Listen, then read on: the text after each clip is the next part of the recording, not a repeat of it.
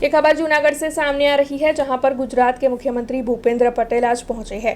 दरअसल जूनागढ़ में गुजरात के मुख्यमंत्री भूपेंद्र पटेल की ओर से विकास से जुड़े हुए विभिन्न प्रकल्पों का लोकार्पण और खातमुहूर्त किया जा रहा है। तब ये खबर जूनागढ़ के विसावदर की है, जहां पर मार्केटिंग यार्ड में गुजरात के मुख्यमंत्री भूपेंद्र पटेल की ओर से जूनागढ़ जिला के विभिन्न 674 करोड़ के विकास के कार्यों का खातमुहूर्त और लोकार्पण किया गया था। और इस दौरान सभा को संबोधित करते हुए उनकी ओर से वहां की जनता के साथ बातचीत भी की गई थी। तो वहीं आने वाले चुनाव में भारतीय जनता पार्टी की जीत की आस भी उनकी ओर से जताई गई थी। भारतीय जनता पार्टी चूंटणी माटे संपूर्णपणे तैयार है અને આજે મુખ્યમંત્રીશ્રીએ આપણા જૂનાગઢ જિલ્લામાં 634 કરોડ રૂપિયાના વિકાસ કાર્યોની ભેટ આપેલ છે।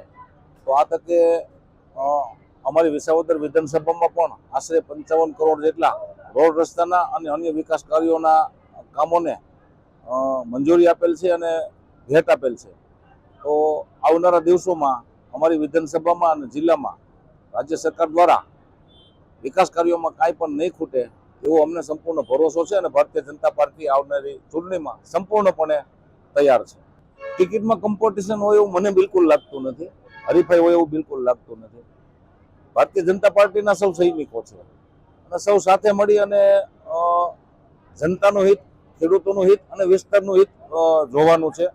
વ્યક્તિગત મારું કે અન્ય કોઈ વ્યક્તિનું હિત જોશું તો જનતાનું હિત જોખમાશે।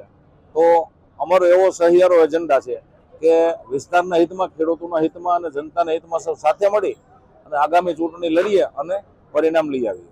ઇકો સેન્સિટિવ ઝોન મુદ્દે અમે ખેડૂતોની સાથે છીએ।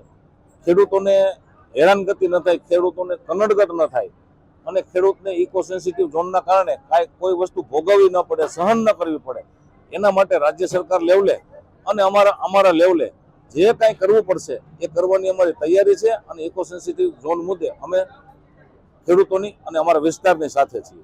हमसे जुड़े रहने के लिए हमारे YouTube चैनल को सब्सक्राइब करें और नई वीडियो की नोटिफिकेशन के लिए बेल आइकॉन को दबाएं।